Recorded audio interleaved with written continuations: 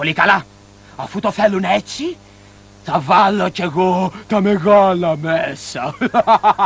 Έχεις καμιά καλή ιδέα, αφέντη? Μια ιδέα σκέτη γλύκα. Έλα μαζί μου.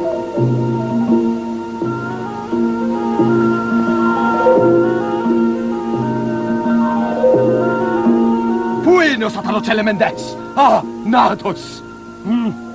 Τηγανίτες έξω από εδώ. Ναι. Ψυχοβγαλτικά μακαρόνια. Γιατί όχι? Τάρτα με δηλητήριο σαφ. Κλασικό. Γιαούρτι μπαμ και κάτω. Μπα. Η πουτίνγκα θρίλερ. Μια καλβάθα με στρεχνίνι και με σάλτσα από μορφίνι και βενζίνη χλιαρή. Βράστε την σε Μπεν Μαρί. Α, ναι, και 2 ποτηράκια πετρέλαιο. 2 σταγόνες κόνιο για έναν ύπνο αιώνιο. Ρίξτε το και μη σας μπέλει. Βάζουμε και λίγο μέλι? Όχι. Α, καλά. Ρίχνετε το αρσενικό σε βαρύ ναρκωτικό και μετά καθαρτικό, σούπερ σπασμολίτικο. Θα φάνε καλά τα παιδιά. Μες σε μια μικρή πιατέλα βάλτε λίγη σαλμονέλα, σάλιο από βάτραχάκι Και ο λίγον πιπεράκι.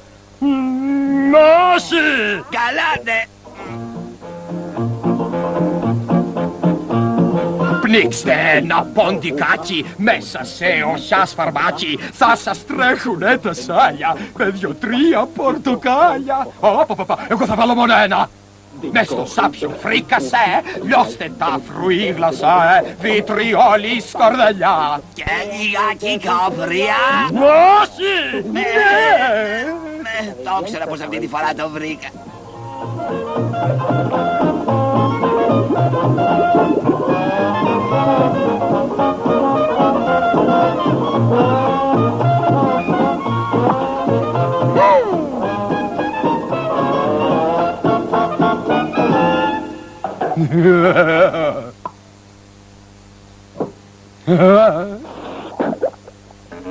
Να του χάρουν το γλυκό που σκορπά θανατικό. Τι θα φάνε ως τρελοί αύριο οι κροκόδιλοι.